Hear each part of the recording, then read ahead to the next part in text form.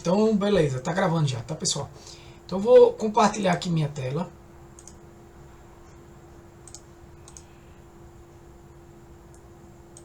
Só para mostrar a vocês. Esse curso aqui finalizou. Conceitos e técnicas de aprendizado de máquina, tá? Então, até a atividade 16, estando ok. Beleza. A única atividade pendente, a 16. É a única que eu deixo porque é uma atividade que vocês podem fazer nesse modelagem preditivo. Tá? Então, quem tiver aí mais de duas atividades pendentes, dê uma olhadinha, porque aí não conclui esse curso. Tem até semana que vem, beleza? Então, a gente vai criar um novo curso aqui, que vai ser o curso de modelagem preditiva. Vai fazer parte desse curso de modelagem preditiva essa aula aqui, essa mesma aula já vai fazer parte.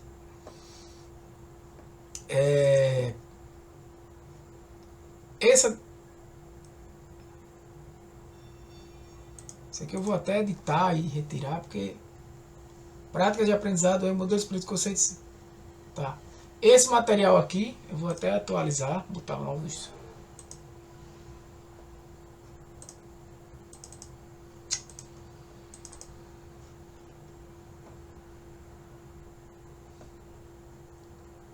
É o de slides. Pronto.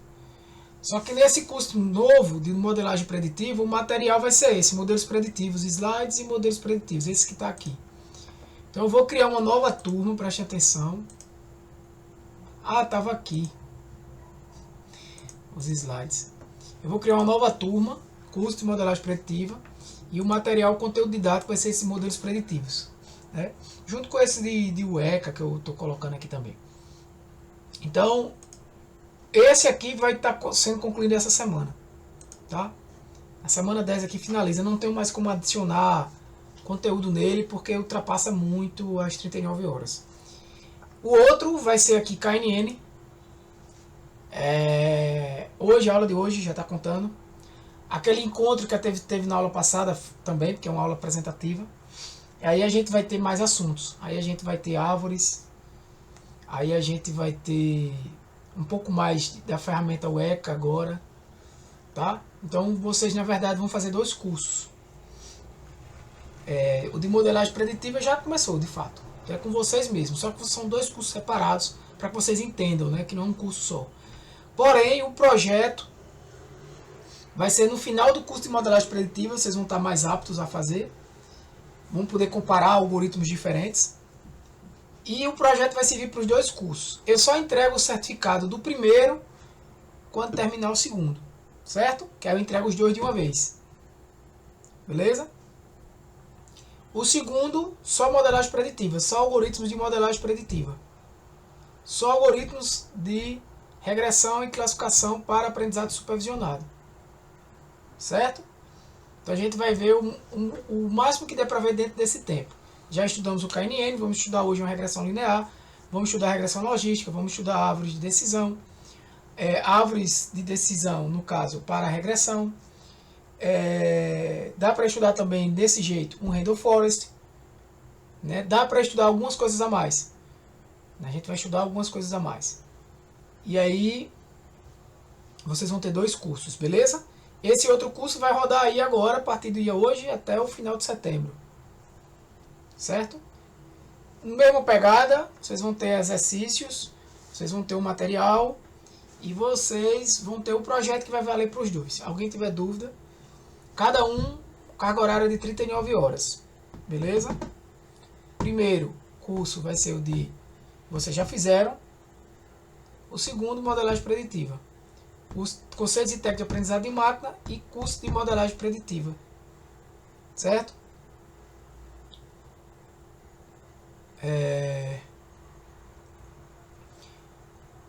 Esse curso também vai ter exercícios do mesmo padrão, mesma ordem, horário, mesmo horário. A ideia é começar aqui 9h30 no máximo. Hoje eu atrasei um pouquinho porque eu estava aplicando prova final lá em Cabedelo. Mas eu não vou ter mais, provavelmente não vou ter mais aula na sexta, na quinta. Então a gente vai normalmente começar de 9 horas mesmo. Tá? até antes. Então o horário vai ser o mesmo de modelagem preditiva durante esses praticamente 2 meses, certo? A gente já teve aí, vão ser 8 aulas, a gente já teve praticamente 2, vai ter mais 8 e conclui ele. Beleza? Então a gente vai estar, na verdade, estudando aqui modelagens preditivas. Então esse vai ser um curso já acompanhando vocês. Eu estou considerando que vocês vão fazer, vão continuar, porque não adianta só estudar conceitos e técnicas de aprendizado de marketing, o principal é agora. É o uso prático disso agora. Então, vamos passar 2 meses estudando aí modelos preditivos. E aí vocês fazem um projeto. Quando vocês fizerem esse projeto, aí conclui o curso de modelos preditivos. E eu entrego o certificado também de quem fez os de conceitos e técnicas de aprendizado de marketing. Aí vocês ficam ok. Né? Aí vocês ficam com 2 certificados. Isso aí já é decidido, pré batido, ponta virada. Eu posso adiantar outras coisas que eu ia falar, de cursos que estão para vir, que vão ser cursos que não vão bater com carga horária de vocês aqui, né? O horário é outro. Vai ser de 7h30 da noite na quinta. É um curso de Excel. Quem tiver interesse em fazer, vai começar em setembro, né? Então vai ser setembro e outubro. E provavelmente em novembro e dezembro vai ter o curso de inteligência de negócio no Excel. É uma continuação desse de Excel. O de Excel você vai aprender fórmulas, você vai aprender tabelas, tabela dinâmica, criar um dashboardzinho ali simples, né? Fazer uma análise e tratamento de dados no Excel, enfim, mesma coisa, são em torno de 10 práticas. O Excel, a diferença é que não é assim, resolução de exercícios, tal. É uma prática mesmo. Você assiste o vídeo fazendo as práticas. Tá? É um curso prático mesmo no Excel. Assim como o de inteligência de negócio no Excel. Quando terminar esse de modelagem preditiva, que vai ser no final de setembro, talvez, não é certeza, dê para abrir um outro no mesmo horário, certo? Porque no horário da quinta de 7h30 às 9 vai ser Excel e depois inteligência de negócio. Só se não tiver turma, mas normalmente Excel dá coro. O problema da turma de Excel é o interesse, mas aí eu vou contar com vocês, o interesse de vocês e tudo mais, quem tiver interesse em estudar o Excel. E de inteligência de negócio. O curso de inteligência de negócio é interessante porque a gente faz algumas análises. Não precisa saber programar, não precisa nada disso. A gente vai fazer algumas análises que são simples de fazer e que a gente vai fazer no curso de inteligência de negócio. Depois desse curso aqui de modelagem preditiva, talvez fique aberta essa vaga, dependendo da minha carga horária, depois do mês de setembro. Aí em outubro, novembro e dezembro aí, talvez dê para botar mais um curso nesse horário da quinta-feira, né, nas 9 horas, quando esse de modelagem preditiva acabar. Não é certeza. Aí as possibilidades que possam ter nesse horário é programação em Python, é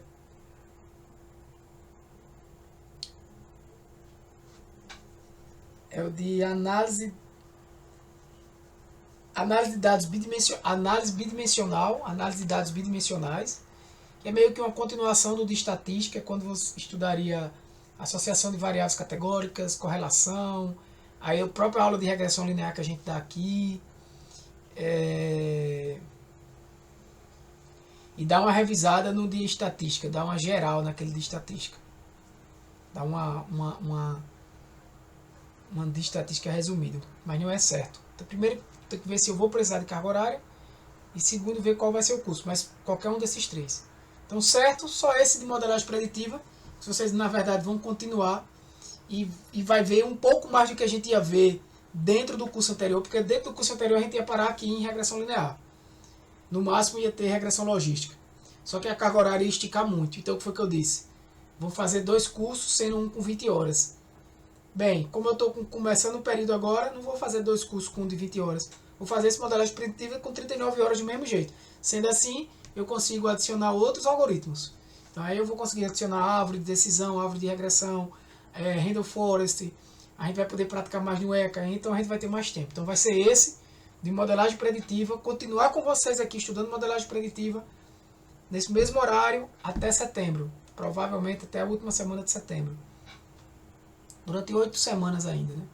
Aí eu vou preparar aqui um Google Classroom para vocês entrarem lá, e um formulário daquele de inscrição, tudo vai ser preparado aí durante o curso mesmo, vai ser com vocês na prática, né?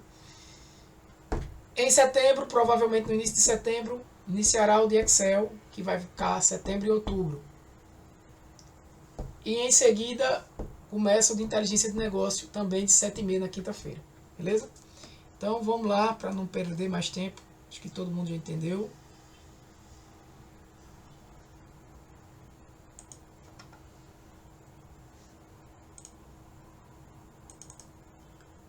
Alguma dúvida aí, pessoal? Não, né? Então, bora seguir caminho.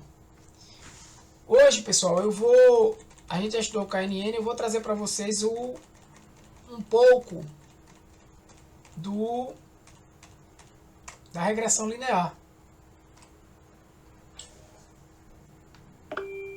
Beleza? Alguém falou? Pode falar, Christian. Estão com algumas dúvidas no site. Oi? É porque mandaram mensagem no site com algumas dúvidas. No site? Na turma? No site aqui da reunião. Ah, no chat aqui. Tá entendendo? No site. Deixa eu ver. Aulas sim, a mesma coisa. Uma dúvida, a gente vai ter que se inscrever. Sim, vai ter que se inscrever no curso e entrar no Classroom. É um formulário normal, porque tem que ter os dados de vocês. Quando vocês vão receber o certificado, aí tem que botar lá o nome completo. Preenche aquilo bem certinho, porque é o que sai no certificado. Vai ter que se inscrever. Não, eu vou fazer uma nova inscrição, porque eu registro tudo isso, sabe, pessoal? Eu preciso, quando eu abro, formalmente falando, né? Eu abro o projeto lá no sistema do IF aí e tal. Então eu mostro o formulário que foi feito. Entendeu? Então é preciso por causa disso. Christian, tu vai estar assistindo aula, né? Cara, a verdade é o seguinte. Essa presença, ela é obrigatória no sentido da minha avaliação. Eu posso dar o certificado, eu posso julgar ou não que o cara está aprovado ou não pela avaliação. O cara não veio, eu posso não dar o certificado a ele. Por exemplo, eu tenho 20 pessoas aptas ali que fizeram os exercícios. Mas alguns fizeram tudo já, 12. Desses 12, eu olho um assim e digo, deixa eu ver aqui, esse cara veio 2, 3, 4, 5, beleza, ele normalmente participava, ok. Sabe? Eu sei quem é vocês já aqui. Então não tem problema. Agora, pode acontecer de ter gente que não participou de nenhuma aula, mas eu vou ver lá, o cara fez o questionário,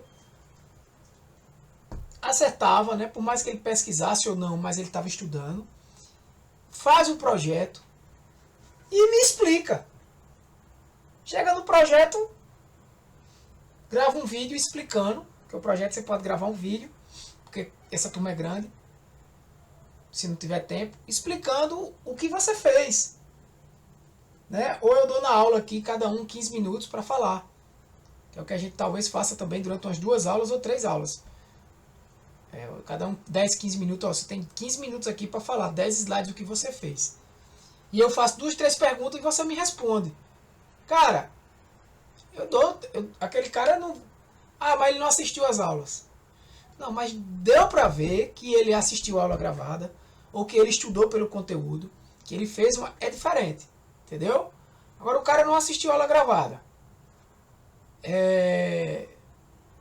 Faz todos os questionários, mas sei lá, pegando ali só para receber o certificado, pegando a resposta na internet. Quando ele chegar no projeto, eu vou saber que ele não sabe. Entendeu? Eu vou saber que ele não sabe.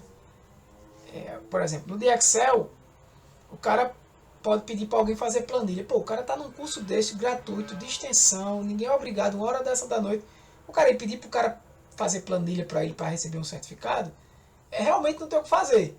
Meu amigo, não participe, né? Mas, por exemplo, eu marco uma aula de avaliação final. Eu digo, ó, pessoal, nessas 2 aulas de avaliação final, todo mundo tem que participar. Bora programar aqui, bora. É individual. Fulano de 7h30. Ciclano de 7h45. Como é que tu faz isso no Excel? Uma fórmula, como é que tu faz? Se o cara se perder para fazer ele não aprendeu nada. No caso de vocês, como é o projeto, não é individual, né? É pelo contrário, eu quero que cada um mostre pro outro o que fez. Então, assim, não vai ser porque você não estava. Se você me provar que você estudou, que você assistiu aula, nem que tem estudado por livro, por aula de YouTube de outro professor, que isso aqui é uma aula gravada, né, gente? Não é uma aula direcionada. Essa aula que eu gasto 1h30 aqui, se eu fosse direcionado, eu gastaria 20 minutos. Né? Aí, se você me provar isso, não tem problema. Entendeu? Então vamos lá, gente, que já é 10, né? 16 minutos passaram. Entendeu aí? Acho que foi Christian que perguntou. Então, galera, a regressão linear que a gente vai ver hoje aqui não deixa de ser uma técnica estatística, tá? Onde você vai relacionar variáveis dependentes com uma variável independente. Desculpa, variável dependente com variáveis independentes. A gente já falou muito disso. Por se assemelhar muito com algoritmos de aprendizado de máquina supervisionado, sim, um detalhe só, tá, gente? Se não der tempo de ver tudo hoje, não tem problema. São 60 slides. Eu não vou correr aqui para... Se a gente só vê 30, como esse curso vai além, próxima aula a gente vê mais 30 e não tem problema.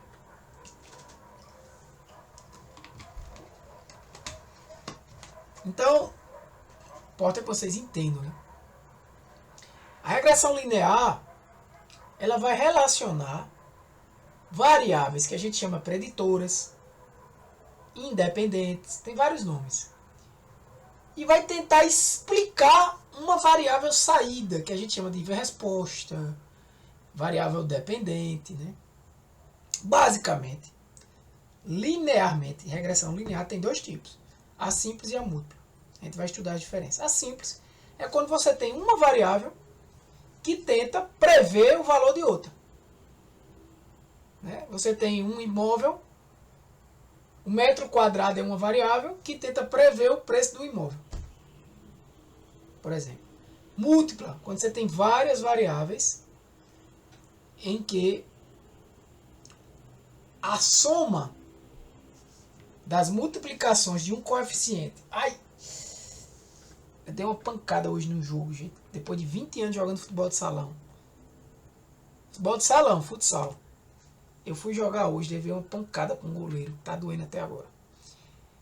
Então a regressão linear múltipla, ela tem várias variáveis. Né? Então você pode ter lá, vamos dizer, metro quadrado, quantidade de quartos, quantidade de banheiros, se é prédio, se tem piscina, enfim. Então você tem aqui a variável dependente, que é o y, que é o que a gente quer prever.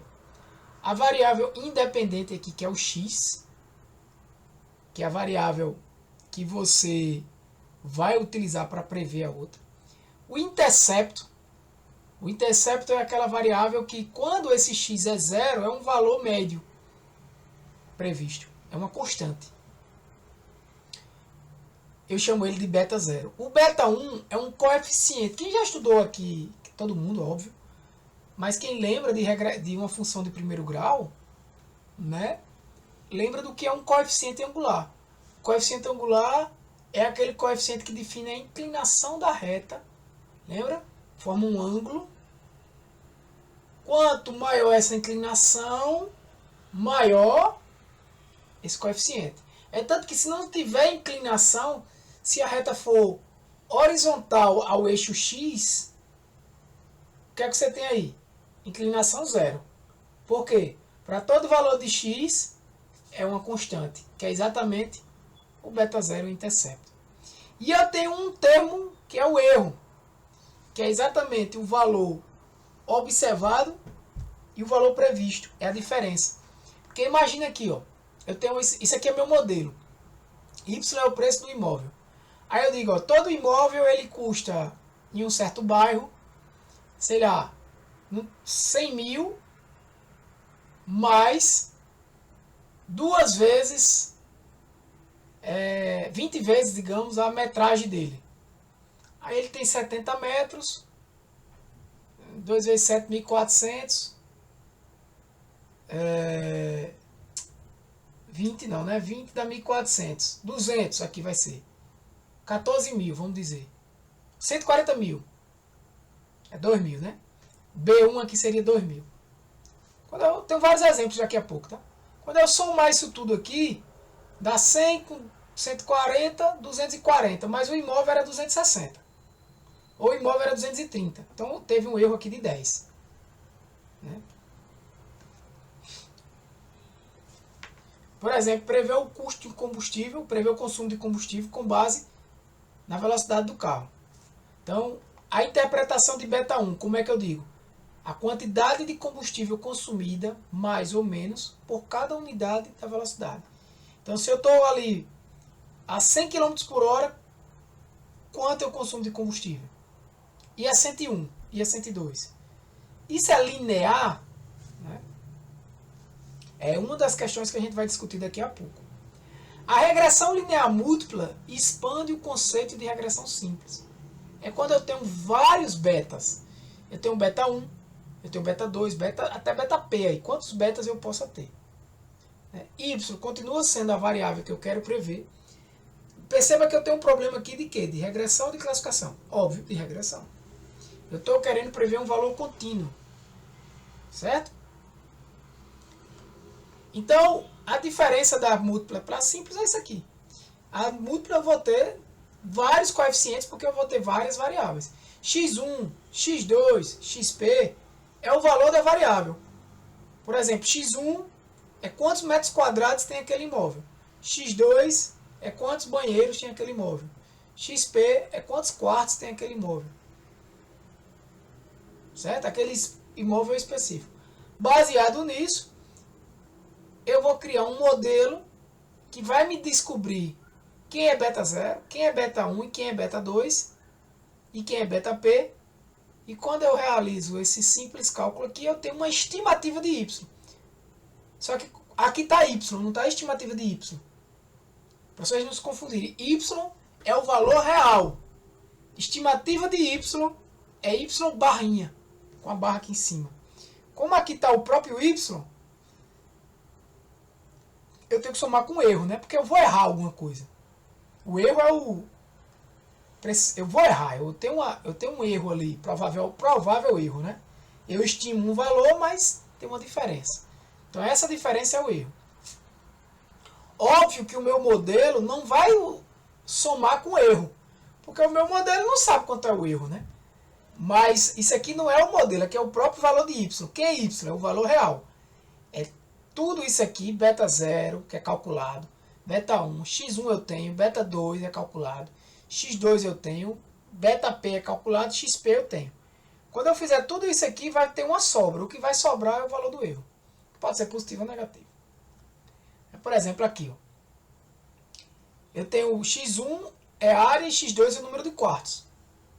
Então ele disse que, ele fez uma regressão linear múltipla aqui, que ele disse que o preço do imóvel é 50 mil mais 2 mil vezes a área, em metros quadrados, mais 10 mil vezes o número de quartos.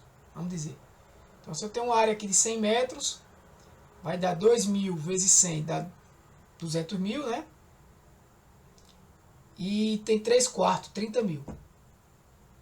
Então vai ficar 230 com 50, 280. Então o preço desse imóvel, que tem área 100 metros quadrados e 3 quartos, 280 mil. Ah, Tiago, mas o preço do imóvel não era esse não, era 210. Então teve um erro aí de 70 mil. Esse erro aqui. Aqui é a equação ajustada, né? Que é exatamente o modelo. Aqui é o modelo, desculpa, né? Aqui é o modelo. E aqui é o que eu vou usar de fato. Então, beta 0, quem é beta 0? É o preço base. Se você considerar que beta 1 é 0 e beta 2 é 0, todos os imóveis vão ser 50 mil. Se você considerar por padrão, eu não tenho, o imóvel não tem quarto, não tem metro quadrado, né?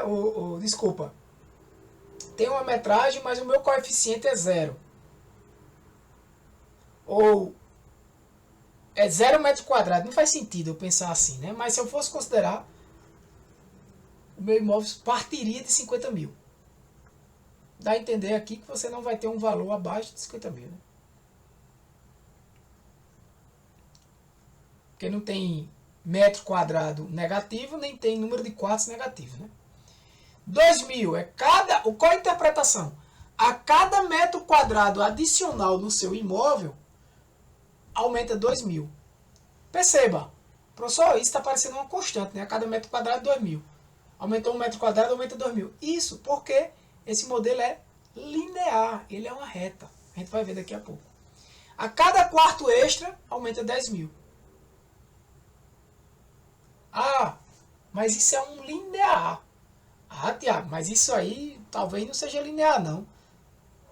Bem, aí onde está a questão de saber se você vai usar ou não a regressão linear, né? E o exemplo que eu dei aí, né? Por coincidência, foram os mesmos valores, eu nem lembrava. 100 metros quadrados e 3 quartos. Dá 280 mil. Então, diferenças fundamentais até agora. Número de variáveis independentes. Uma regressão linear simples tem uma variável. Uma regressão linear múltipla tem duas ou mais variáveis. Numa regressão linear simples, eu consigo representar ela em um plano. Vou mostrar daqui a pouco. 2D. Numa múltipla, eu consigo em um hiperplano até duas variáveis independentes, eu consigo representar a minha regressão linear. Mais do que isso, eu não consigo. Né? A regressão linear múltipla permite incluir mais fatores, melhorando o ajuste. Ou não, tá? Esse aumento de ajuste pode ou não melhorar. Então, por exemplo, aqui, ó, área é uma variável independente e preço é uma variável dependente. Certo? Aqui eu tenho um 2D. Isso aqui é uma regressão linear simples. Por quê? Eu só tenho uma variável independente.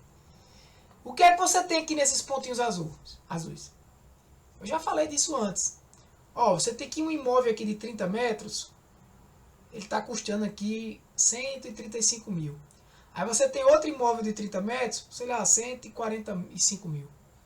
Aí você tem um imóvel aqui de 59 metros por 200 mil.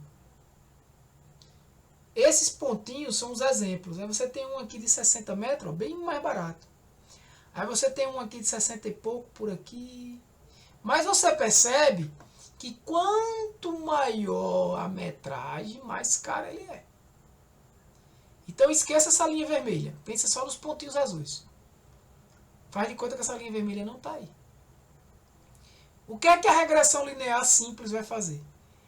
Ela vai procurar uma função que vai traçar uma reta que melhor se ajuste a esses pontos. Né? Tem que ser uma reta. Se eu traço uma reta assim aqui, ó,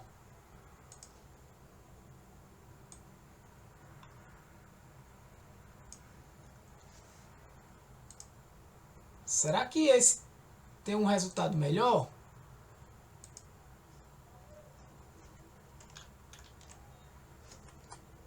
Esse azul aí? Não vai ter. Será que se eu pegar esse cara aqui,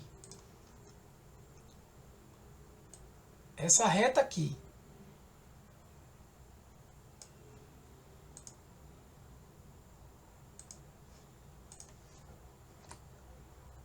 Será que vai ter um resultado melhor? Como é que eu sei? Muito simples. O modelo, você vai calcular a distância desse ponto para a reta. Perceba. Se eu continuo essa reta aqui,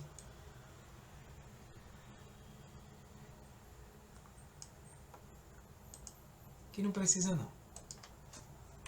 Se eu continuo essa reta aqui, ó, por exemplo, tem dois xizinhos aqui, tá vendo? Esse xizinho aqui bateu mesmo em cima da reta. Se eu fosse estimar usando essa reta, lembra, essa reta tem que forma, galera? Y igual a beta 0 mais beta 1 multiplicado por x1. Não é assim? Então esse y aqui, ó, é esse valor aqui, ó. Esse aqui é o valor que eu vou estimar. Então essa reta, ela tem esse formato. Quando eu jogo esse carinha aqui que está mesmo em cima da reta, eu projeto ele na reta, e se eu perguntar qual vai ser a estimativa dele, vai ser aqui uns 130 mil, né? Mas o real dele foi um pouquinho mais acima, 135. O erro foi de quanto? 5 mil. Esse outro aqui vai ter um erro pequeno. Mas imagina esse cara aqui. Esse cara aqui. Esse cara aqui, se você projetar ele nessa reta laranja, ele vai dar aqui. Tá muito reto não, mas beleza. Se você projetar ele real, o valor real dele é aqui. Então o valor real dele é o que? 190 mil, mais ou menos. E ele, com esse modelo laranja, deu quanto? Sei lá, deu 190 não, né? Aqui é 190. Vamos dizer, 195. Esse modelo laranja deu uns 180 mil. Errou 15. Ok. Mas se tu olhar esse outro modelo aqui, aqui, ó, vai errar mais, né? Vai dar aí uns 175. O erro foi maior com esse xizinho aqui. Para esse cara. Para esse exemplo. E para o outro vai ser um erro maior ainda, né?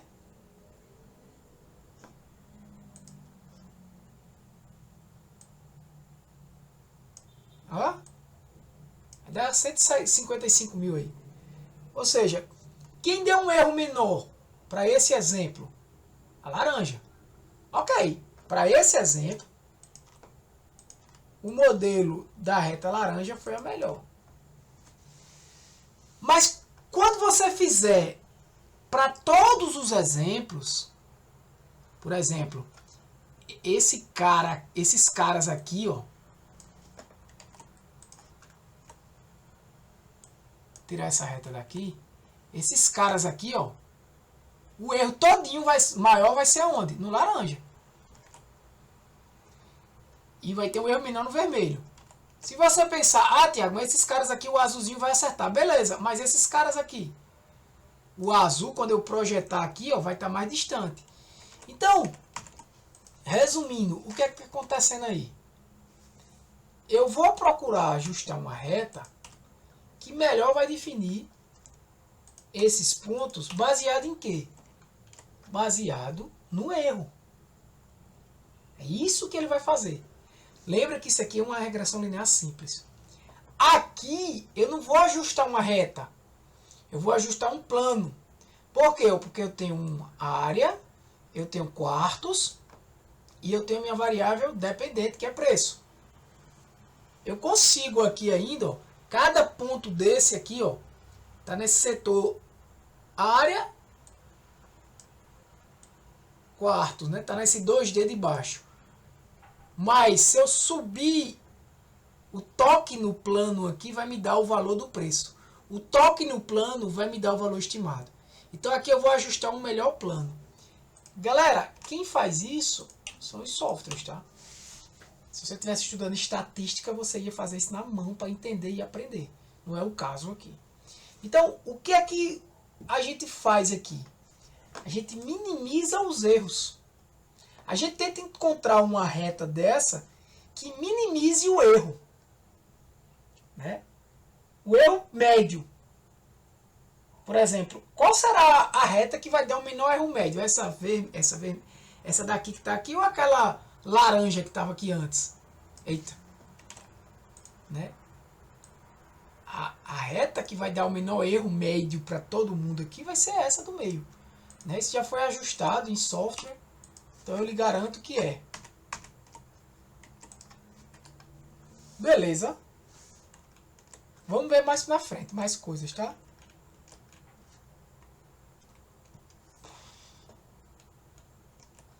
Então, como o modelo aprende os coeficientes? O modelo busca minimizar a soma dos erros ao quadrado. Você poderia dizer, Tiago, o modelo não busca minimizar os erros? Então bastava eu calcular os erros, somar tudo e dividir pela média, né? Mas preste atenção numa coisa, voltando para cá. Se eu calculo o erro desse cara aqui, por exemplo, para cá, o valor real dele é quase 2.000, vai dar positivo, né? Que vai ser esse menos esse, beleza. Mas o erro desse vai dar como? Vai dar negativo. Porque o valor real dele, ó, é 135, mas quando eu projetar ele na reta vai dar uns 165. 135 menos 165 vai dar um número negativo.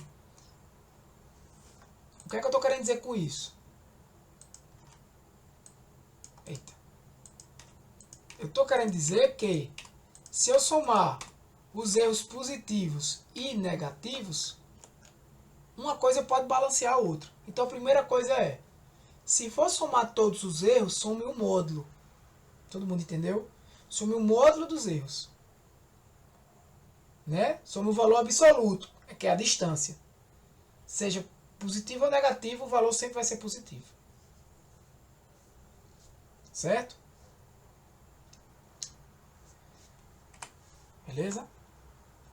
Agora aqui, o que é que a gente tem? A gente soma o modelo, aprende o erro. Isso aqui é o erro. Só que esse erro pode ser positivo ou negativo, a depender do valor de y, que é o valor de y real, e do valor de y chapéu i, que é o valor de y estimado pelo modelo. Então vai ter um erro, pode ser positivo ou negativo. Então uma forma de evitar isso, e também muito utilizada, é usando essa função de custo, onde eu vou subtrair um do outro e vou elevar ao quadrado. Ou seja, eu sempre vou ter um número positivo. Depois eu somo todos os erros para cada exemplo e divido pela quantidade, né? Eu tiro a média. Por que eu faço isso? Porque essa estratégia você já conhece. Isso aqui é o MSE. Você já conhece do outro curso.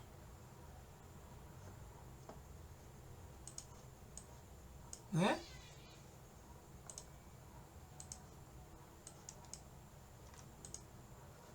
Eu achava que isso não seleciona não, é só um por um.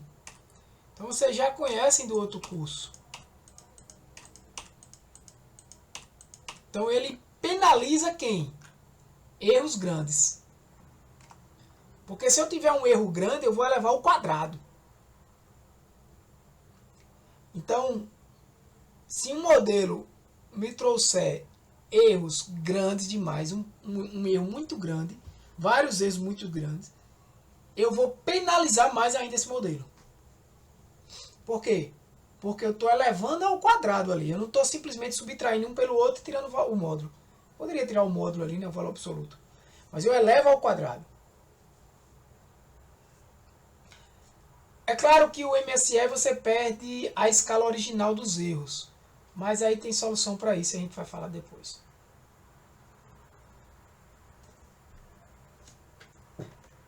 Só um momentinho, pessoal, que eu estou aqui não respondeu um.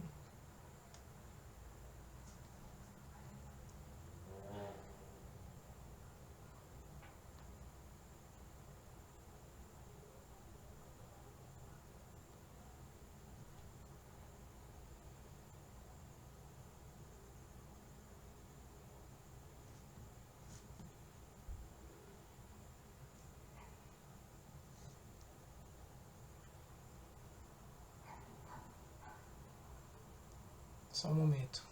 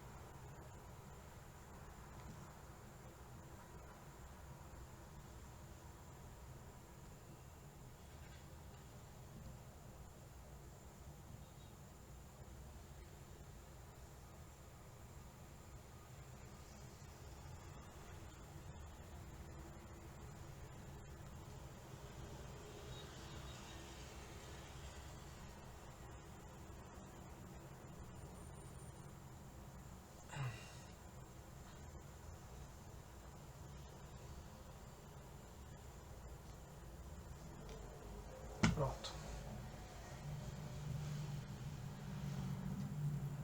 Eita.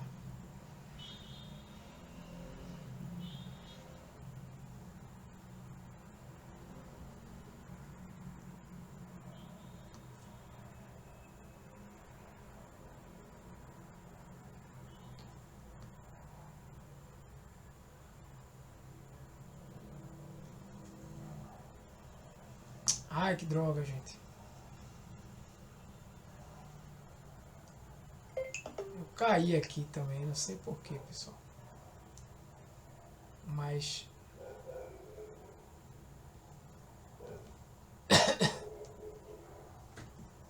Tá? Pronto. Então, pessoal... Onde é que eu tava? Tá. Então, o erro ao quadrado, ele penaliza mais os erros maiores, tá? Então, o que é que vai acontecer? Deixa eu tentar desenhar para vocês aqui. O que vai acontecer é isso aqui, ó. Tu vai ter um gráfico que você vai combinar um valor de coeficiente linear. Vamos passar na regressão linear simples. E um valor do intercepto, e você vai ter um erro. Certo? Aqui é o erro.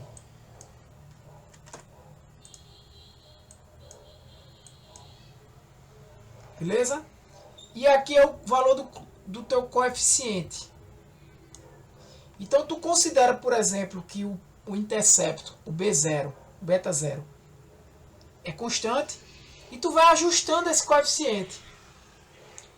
Para o valor de coeficiente, por exemplo, 1.1, tu teve um erro aqui.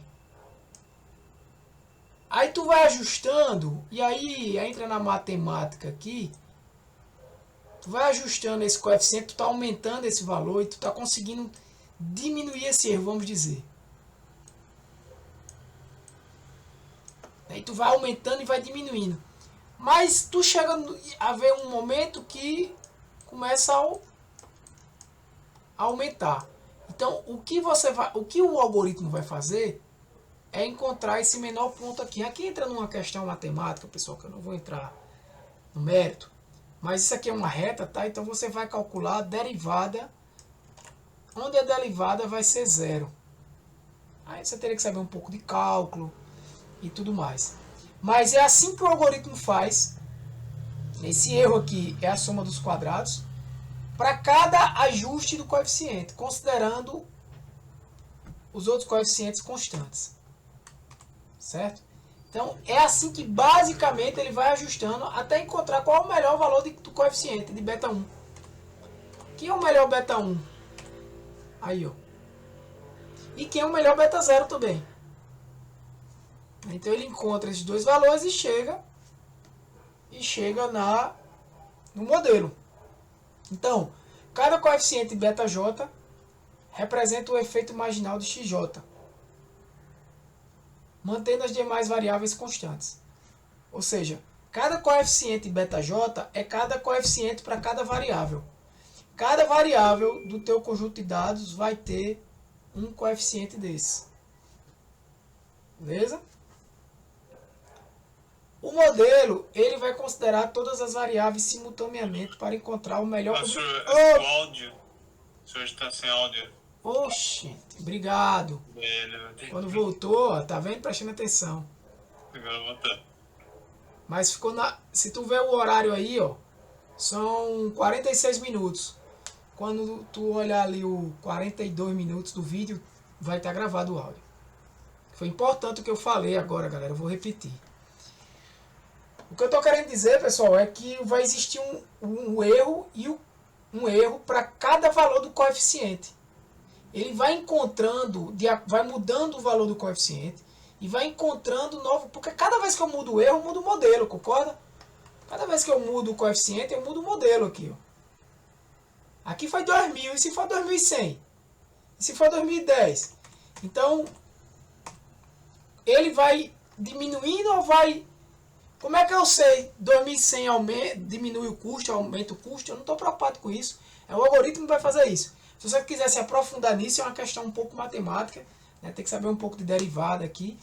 Mas a ideia é que ele vai ajustando esse coeficiente, né? E vai obtendo erros. Qual o coeficiente ideal? É esse coeficiente aqui, ó, onde o erro é mínimo. E como é que ele descobre isso? Ele descobre isso derivando em cada ponto desse. Aí ele vai buscar, quanto mais a derivada se aproxima de zero, ele vai descendo aqui, ó, que é a chamada descida do gradiente. Ele vai descendo. Quando a derivada é zero, é aqui, ó, nesse ponto, que é uma reta. Por que a derivada no ponto é zero? Porque a derivada aqui de uma constante é zero. E uma reta aqui, ó, é igual é uma reta, né, um valor. A derivou numa constante, deu zero, é o menor ponto. Ele vai chegando, se ajustando até encontrar esse ponto. A rede neural também, na situação mais básica, nas principais situações, também ajusta os seus pesos dessa forma, tá? Os pesos de uma rede neural. Então, o que eu quero que vocês entendam? Que para cada variável do teu conjunto de dados, tu vai ter um coeficiente desse.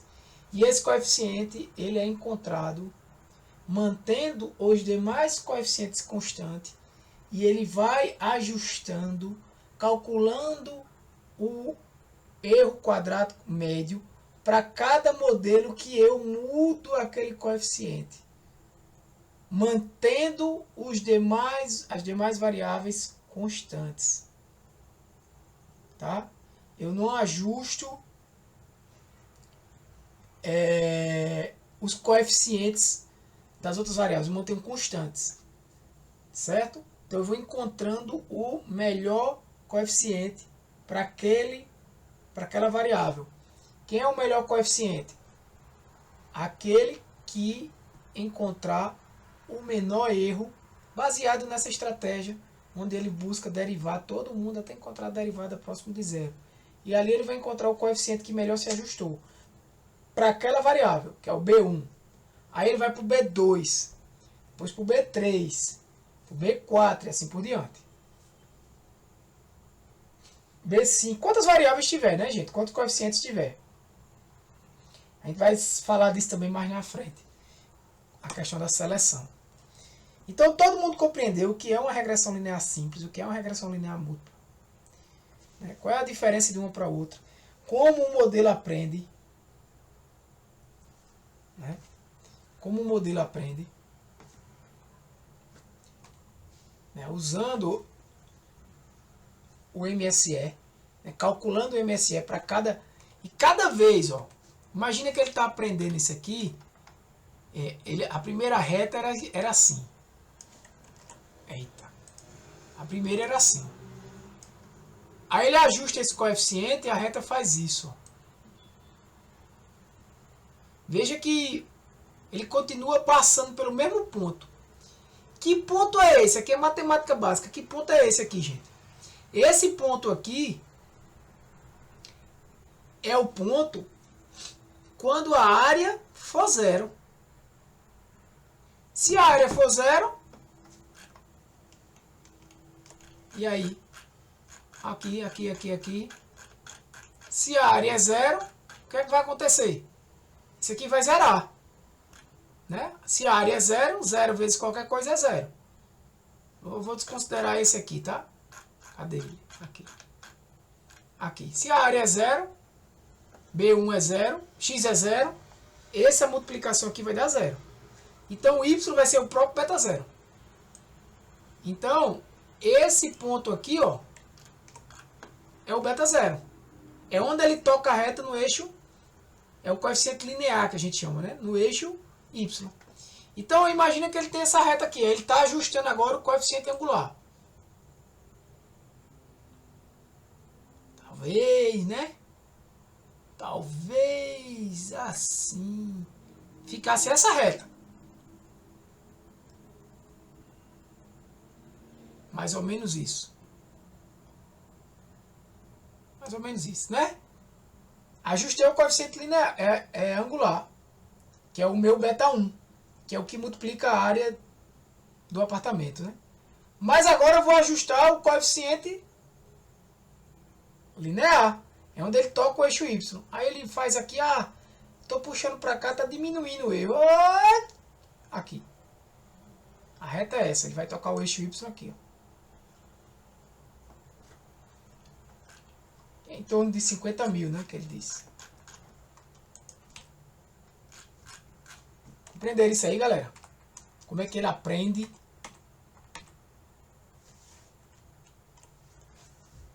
Dúvidas, perguntas, que agora a gente vai entrar numa outra parte, tá?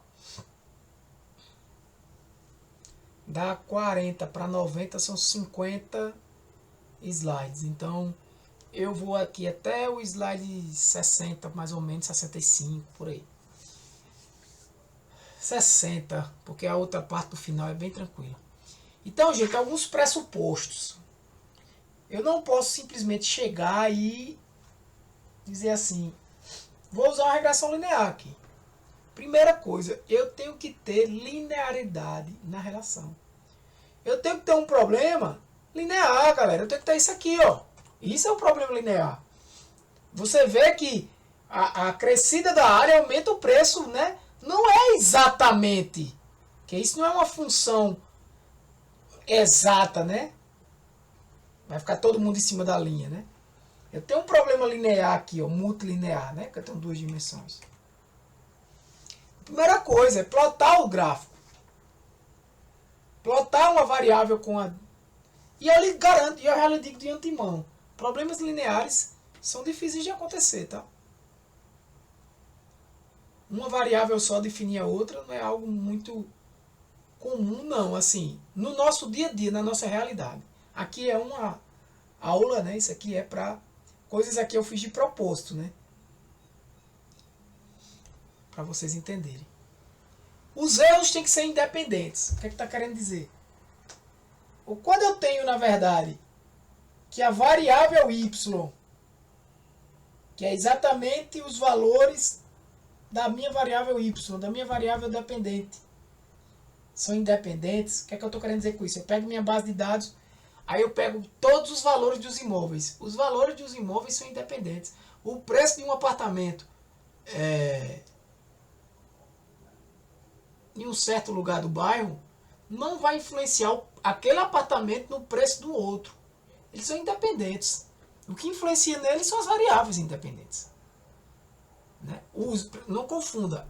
É a variável y, que é exatamente o valor que eu estou querendo prever, o valor real dela. Quando eu digo variável y, eu estou falando do valor real de y. Quando eu digo valor estimado de y, eu estou falando do valor que o modelo estima, que é o y chapéu. Tá? O Y barra é média, Y chapéu estimado. Normalmente é assim. Então, esses valores têm que ser independentes. Consequentemente, se esses valores são independentes, o erro, o que é o erro?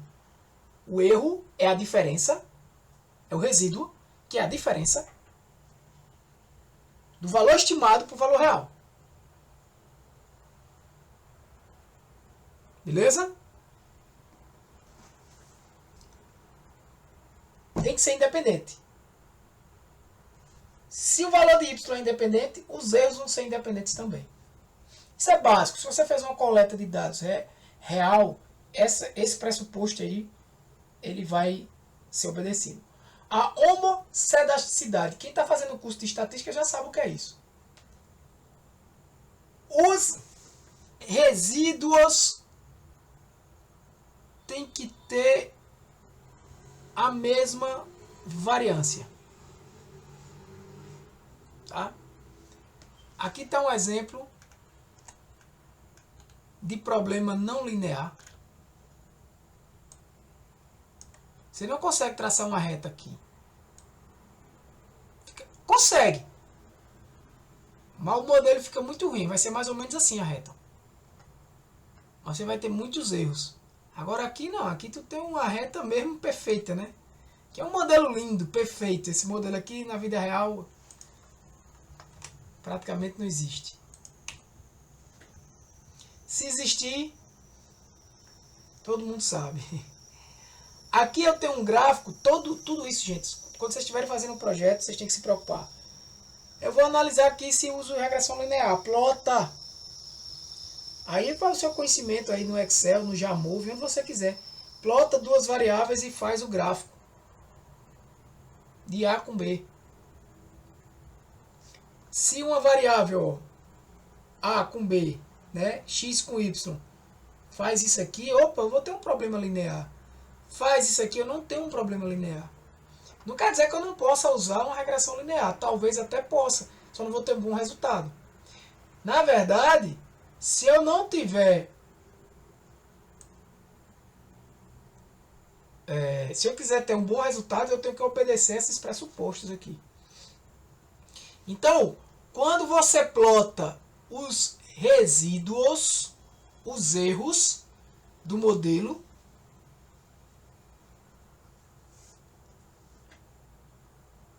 né? Para cada modelo, preste atenção, para cada modelo,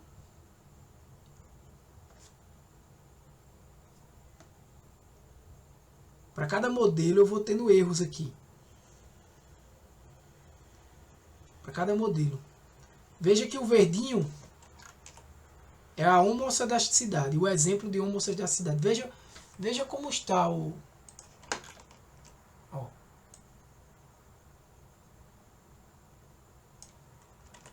Tá vendo?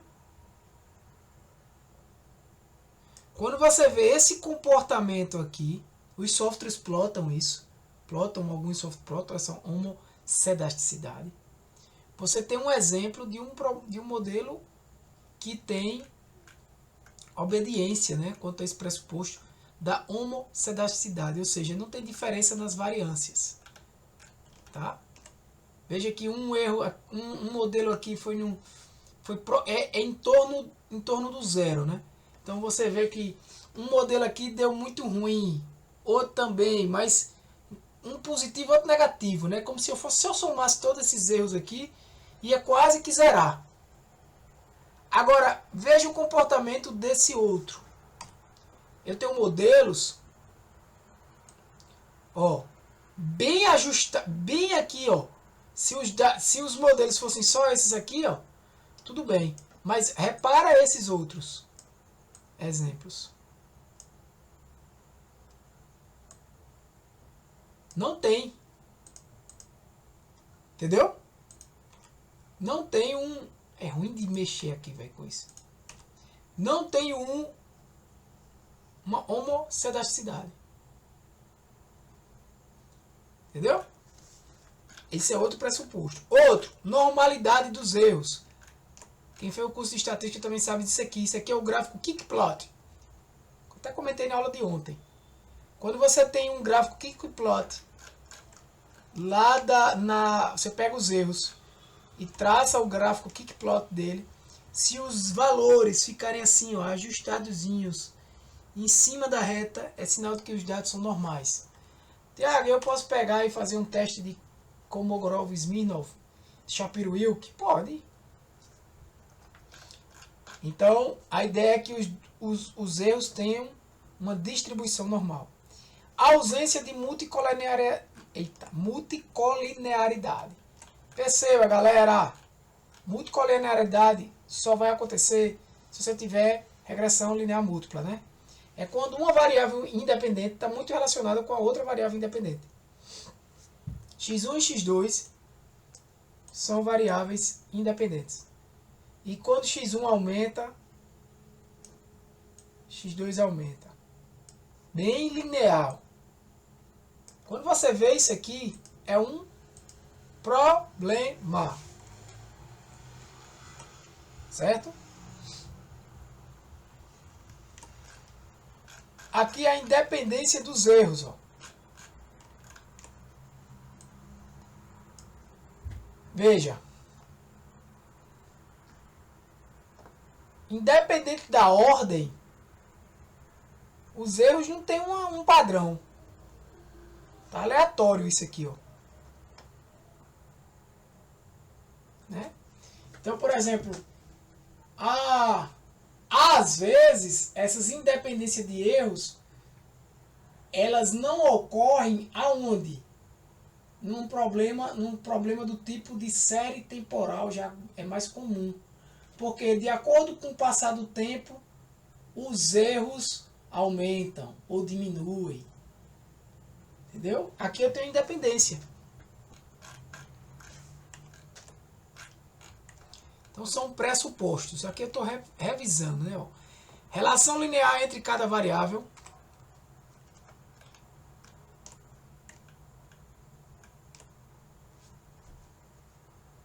Gráfico de dispersão já é suficiente. Pressuposto 2. Independência dos erros. Tem um teste chamado teste de Derby-Watson, quem tiver interesse. Eu acho que no SPSS... Eu acho que talvez que esse teste tenha até no JASP. Mas essas são ferramentas que não estão nesse curso, né? Estão de estatística. Mas aí isso não custa nada, é só informando a vocês, vocês podem dar uma estudada. Homossedasticidade. Ou seja, você vai verificar se a variância dos erros é constante. Cada erro do modelo,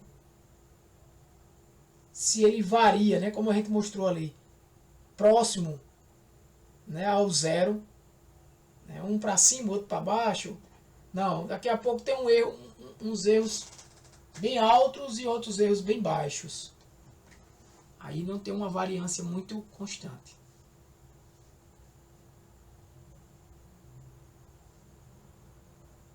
É só você pensar assim, né? Se eu tirasse o módulo daqueles valores, daquele gráfico da homossedasticidade, eu ia ver valores sempre próximos, né? Tanto a distância de cada ponto daquele para o zero. Ia ser sempre praticamente os mesmos valores, né? Basicamente, se eu somasse tudo, positivo com negativo, ia dar quase zero, né? Mas não por causa disso, mas é o comportamento. Normalidade, aí vocês que estudaram estatística sabem bem isso, né? Resíduos devem seguir uma distribuição normal. Quem não fez o curso de estatística pode dar uma estudadinha de distribuição normal para entender melhor, se não entender. Um gráfico de histograma já diz alguma coisa. O Kickplot, que eu mostrei para vocês. Teste Shapiro-Wilk. Eu gosto mais de Kolmogorov-Smirnov se for uma quantidade de dados grande, tá? Pressuposto 5. Ausência de multicolinearidade. Verifique isso com uma técnica chamada VIF. Para você não precisar plotar todas as relações de variáveis independentes, verifique isso com VIF. VIF maior do que 5 ou 10 indica multicolinearidade preocupante. E aí vocês podem retirar a variável, criar uma variável que dê um significado para as duas, né? Então aí mais dois exemplos básicos de o que é uma regressão linear múltipla. né? Onde você tem um beta 0 aqui, beta 1 e beta 2. Isso aqui é a variável 1, variável 2. Cada hora de estudo aumenta a nota em 2 pontos. Cada aula assistida aumenta a nota em 3 pontos. É um modelo facilmente interpretável, tá, gente? Como a gente está no curso de aprendizado de marketing, é facilmente interpretável. Detalhe, a gente estava falando aqui de regressão linear no mundo da estatística. Aqui, galera, eu treinei tudo com a base de treinamento. E esses erros que eu estou falando para vocês, ele utiliza a própria base de treinamento. Tá? Ele vai modelando com os próprios dados. Por isso, quem já estudou, a gente já estudou aqui, o que é overfitting. Né? Por isso que num problema de overfitting,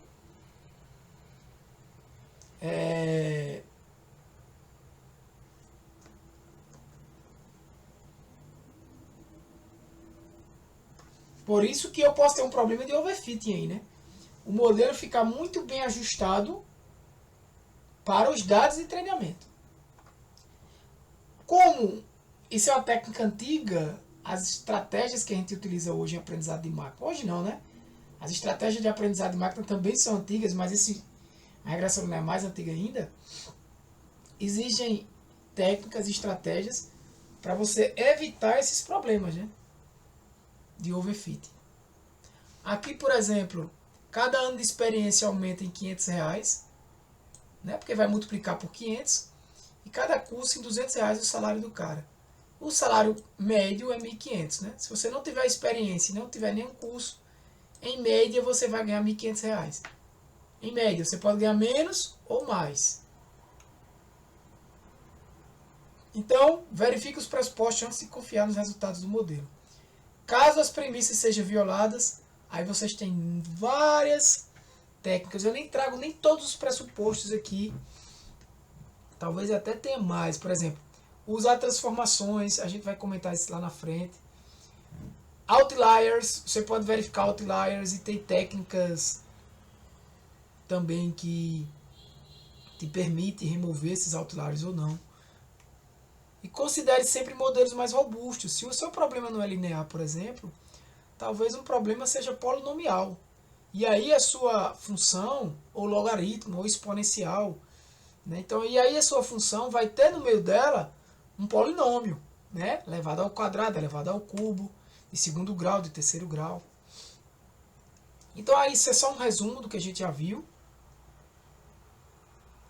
Até já tinha mostrado esse slide.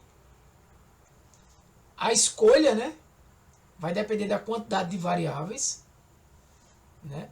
E aí, galera, só para trazer para vocês, as variáveis que você vai escolher vai depender muito do... As variáveis que você vai escolher vai depender muito do modelo, né? Não quer dizer que se você tiver 10 variáveis na sua base de dados, você vai usar as 10. Você entende? Você pode usar 8, 7, 1, 2. Então a qualidade da sua previsão vai depender da escolha das variáveis. Vai depender da quantidade e da qualidade dos dados. Da verificação desses pressupostos. Então, se você for usar regressão linear no projeto, apresente, não simplesmente traga um modelo. Mostre o resultado daquele modelo, na base de treinamento pelo menos, e traga uma exploração daqueles dados. Certo? Acho que eu posso até dar uma atualizadazinha nesse material, que tem muita coisa repetida aqui, por isso que ficou grande. Talvez eu dê uma atualizada nele lá.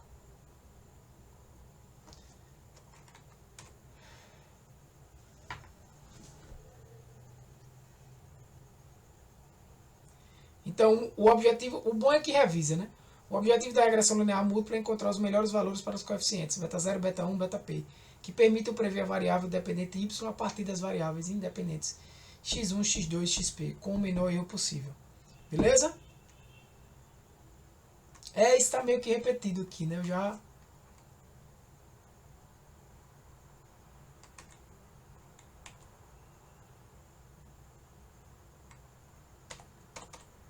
Então, a lógica por trás do aprendizado, o modelo tenta prever valores y e é cada exemplo da base de dados, o i, chapéu, que é estimado, próximo dos valores reais, y e i, sem um chapéu.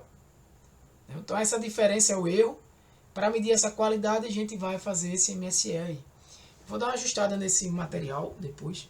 Tá repetido aí, desnecessário. Então, o objetivo é encontrar coeficientes que minimizam esse MSE. E o nome desse método é método dos mínimos quadrados, ou seja, quando eu encontro o menor erro. O modelo considera todas as variáveis simultaneamente, certo?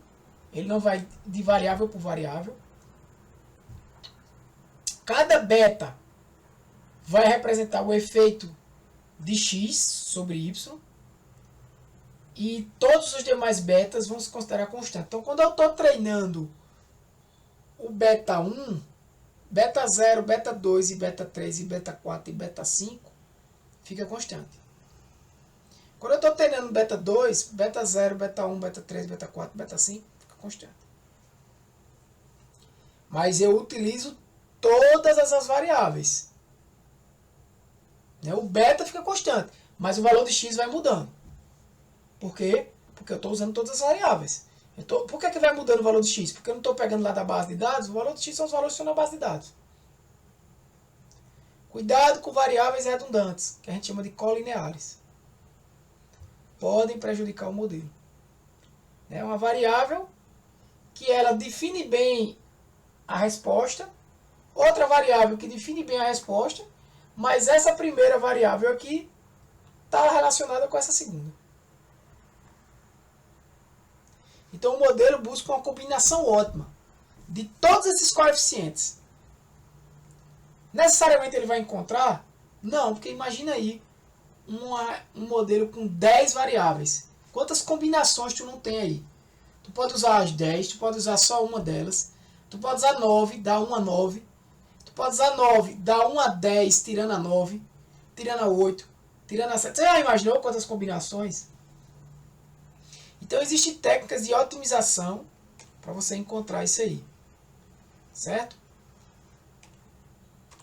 Outro problema, não é o mesmo. O modelo vai encontrar um coeficiente beta 1 e beta 2 que melhor explica a influência conjunta dessas variáveis de um preço. Considerando, por exemplo, que casas grandes tendem a ter mais quartos, a gente pode entender que ajuste os coeficientes para minimizar o erro quadrado. Faz isso considerando todas as variáveis juntas. Já falei isso, né? Uma equação linear que tenta prever y com base na melhor combinação de x1 e x2. No caso aí, x0, que é o... Desculpa. Na combinação de x1, x2 até xp. X é o... São os dados, né? X são os dados, tá? Beta são os coeficientes. Então eu vou encontrar o melhor beta 0, beta 1 e beta 2 aí. Beta 0 é o meu intercepto, beta 1 é o coeficiente x1, beta 2 é o coeficiente x2. Aqui eu estou na página 100, né? Eu vou até a 70 aqui. Então, pessoal, eu tenho que selecionar atributos. Eu peço para que o pessoal não saia antes de terminar, porque eu tenho uns avisos e até quero deixar com print. Tá terminando já. Então, como é que eu seleciono esses atributos? Será que eu tenho benefícios? Tenho, né? Eu vou reduzir a complexidade do meu modelo. Eu vou diminuir o tempo de treinamento. Eu vou melhorar a interpretabilidade. O que é interpretabilidade, pessoal? Eu dizer por que aquele modelo deu aquele resultado, estimou. Para eu fazer isso com a rede neural é muito mais difícil. Com modelos de regressão linear é bem simples. Rapaz, por que deu esse resultado? Não, porque eu calculei que a cada metro quadrado aumenta 20 mil reais o seu apartamento. aumenta R$2.000 o teu apartamento a cada metro quadrado. Então por isso que deu esse resultado. A cada tantos quartos aumenta R$5.000. Então você explicar isso, você interpretar e explicar isso até para um leigo. Selecionar atributos também evita o problema do overfitting, porque você pode botar, se você botar, a gente estudou isso, se você botar atributos demais, se você tiver atributos demais, talvez o teu modelo vá se ajustar cada atributo para aqueles dados de treinamento. O nome disso é overfitting, a gente já estudou. Reduz custo para coleta de dados futuros, né? Quando eu for coletar dados futuros, se eu reduzir o número de variáveis, eu não preciso coletar mais 10 variáveis, eu coleto só 5 agora. Então, para prever o preço do imóveis, eu poderia ter a metragem, a localização, o número de quartos. Mas, por exemplo, cor da parede, nome do proprietário, eu já sei de cara que isso aí não faz sentido, né? Aí tem algumas técnicas que eu vou abordar aqui e falar. Eu vou até considerações finais. Vou deixar a regularização para a próxima aula. Fica 30 slides. Que dá certinho, do 40 ao 69. Então eu tenho uma técnica chamada Forward Selection. Isso é estratégia, na verdade, né? É a seleção progressiva, ou seja, você não seleciona nenhuma variável. Nenhuma funciona. Aí você vai adicionando uma por vez, de acordo com a performance. Por exemplo, de todas as variáveis, qual é aquela que foi mais significativa para as estimativas? Ah, foi a variável metragem. Então eu só uso metragem. Beleza. Considerando agora a metragem e cada uma outra variável sozinha. Qual foi a outra variável? O bairro. O bairro foi a outra variável mais importante. Beleza. Então eu só coloco agora metragem e bairro. Essa é a estratégia. Eu vou colocando. Aí eu tenho um erro lá, né? Beleza. Agora eu vou olhar outras variáveis. Qual foi a melhor variável? Número de quartos. Beleza, mas peraí. Se eu usar só metragem de bairro e número de quartos, é melhor do que só metragem de bairro? Não, se eu boto o número de quartos, melhora. Beleza. Mas aí eu tenho que... Eu vou vendo onde essa melhora vai. Chega uma hora que talvez a melhora seja muito pequena. Ou quando eu começo a colocar algumas variáveis que sozinhas, não eram tão importantes, é tanto que elas não entraram na primeira levada, nem na segunda, nem na terceira, mas elas vão entrando depois. O que é que está acontecendo? Ela está se ajustando para dar certo. Então você tem que ter um limite ali. Dizer, a partir daqui eu corto. Quando o erro começar a cair muito pouco, não vale mais a pena estar colocando essas outras variáveis. Então você tem um limite ali, você corta, né, poda ali aquele momento. Poda não, que nem árvore, né, mas você para, né? Então é computacionalmente mais leve, porque você começa colocando de uma por uma. Simples de interpretar, pode ignorar interações importantes. E o resultado depende de ordem de inclusão. Ou seja, se eu começar com uma variável e botar outra depois, se eu começar com a variável A e botar a B depois, o resultado pode ser diferente se eu começar com a B. Entende? Porque se eu começar com a B, depois de a B, em vez de vir a A, pode ser que venha a C. Porque talvez B com C seja melhor do que A com B. Mas A com B era melhor do que A com C. Por isso que na primeira, quando eu botei A com B, foi melhor do que A com C. Por isso que eu botei A com B. Né? Mas se eu começar com B, aí eu vou fazer B com A. Foi bom. Aí B com C pode ter sido melhor ainda. Então eu já não vou mais botar B com A. Vai ser B com C. Mas se eu tivesse começado com A, ia ser A com B. Né? E por que não B com C? Não, porque eu não comecei com A. Então a ordem pode influenciar. O backward elimination é o contrário. Ela considera todas as variáveis. Vê aquela que...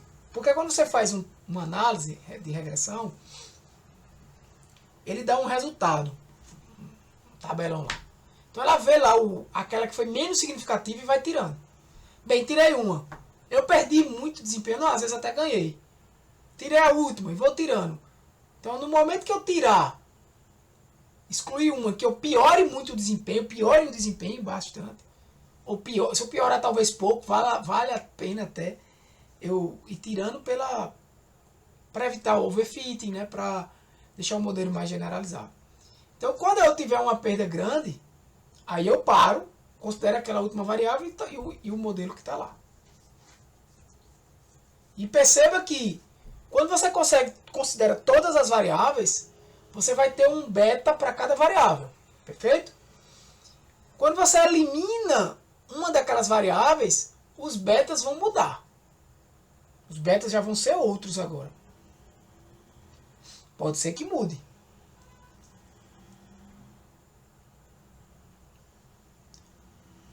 Tá? Por quê? Porque eu não vou mais considerar aquela variável. Se eu tirar a variável 10, quando eu estiver ajustando o beta 1,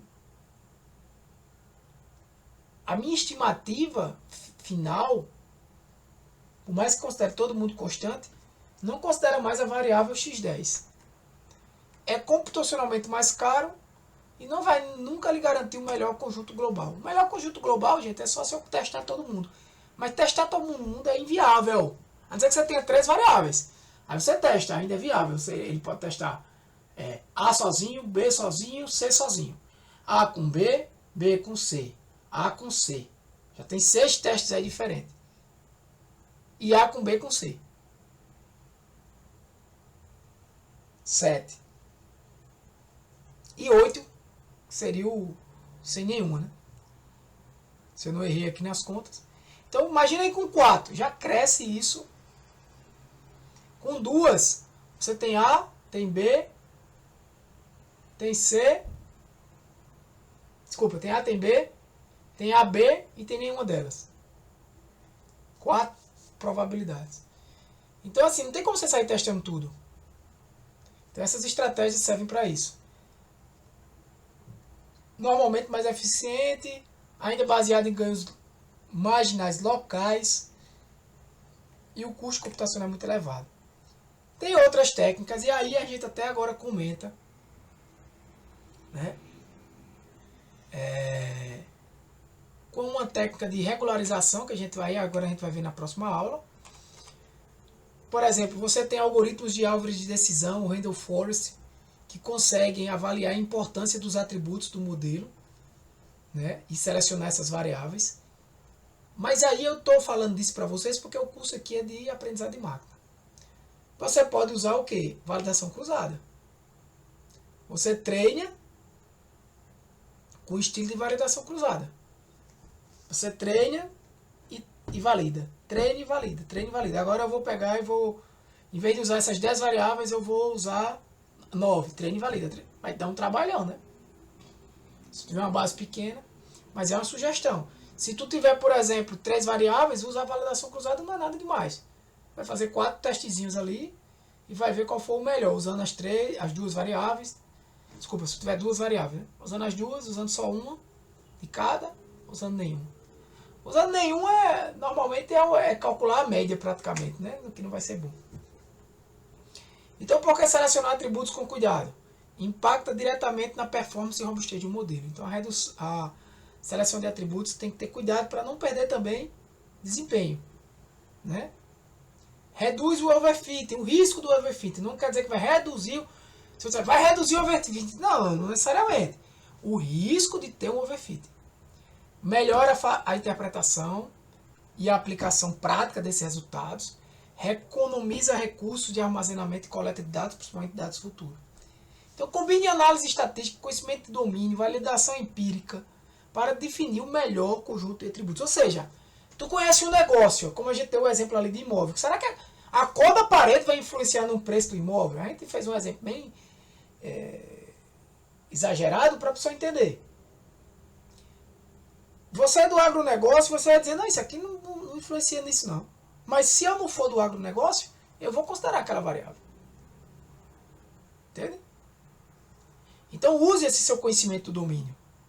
Use suas análises estatísticas. Se você sabe, tem teste T que você pode fazer. Tem vários testes de não paramétricos ou paramétricos, a depender, que você pode selecionar variáveis. Aí você tem esse seu conhecimento, aí você tem conhecimento de aprendizado de máquina, aí você começa a utilizar do que você sabe. Né? E começa a fazer aquela validação empírica, por exemplo, você pode usar a validação cruzada, para definir finalmente quem são os conjuntos de dados que você vai usar. Beleza, galera? Eu vou parar aqui, né? Já está bem regularização. Então, eu vou ajustar esse material até para ficar menorzinho. E próxima aula a gente vê regularização, escalonamento, que é algo já... E vai repetir mais, é o conceito de regularização mesmo, a interpretação das métricas, interpretar os resultados, ó. Modelos alternativos é o suficiente. Se der tempo a gente continua no assunto. Beleza? Deixa eu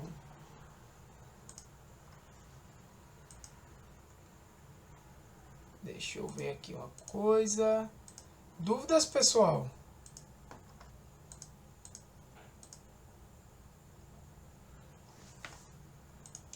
Vou tirar um print aqui. Dúvidas?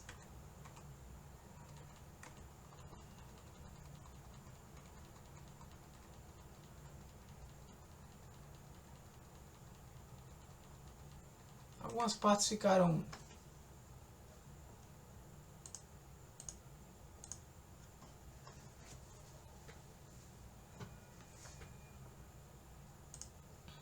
Deixa eu apagar isso. Coloca aí no chat se tiver dúvida.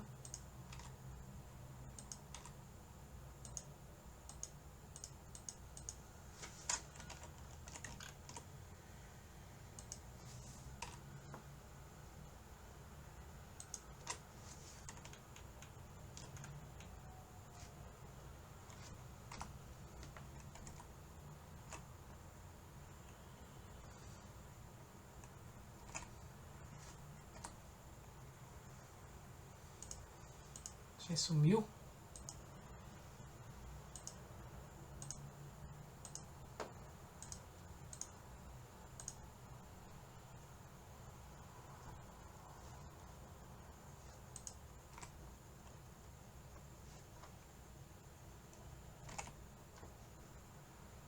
Ele some às vezes, né?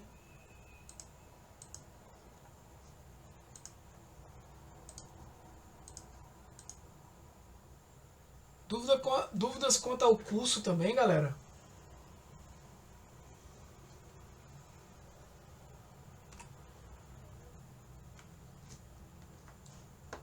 Nenhuma dúvida, né? Então, pessoal, esse aqui já faz parte do segundo curso. Em breve eu vou colocando lá uma turma no Classroom. Tudo que eu já avisei, eu vou mandar no grupo, tá? Então, até quinta.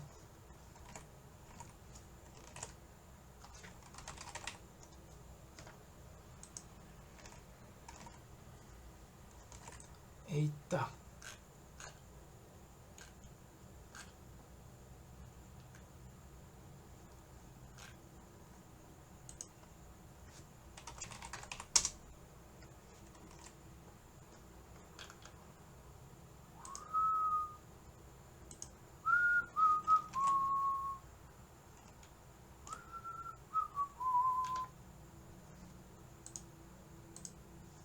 Deixa eu fechar aqui. Vou finalizar, tá?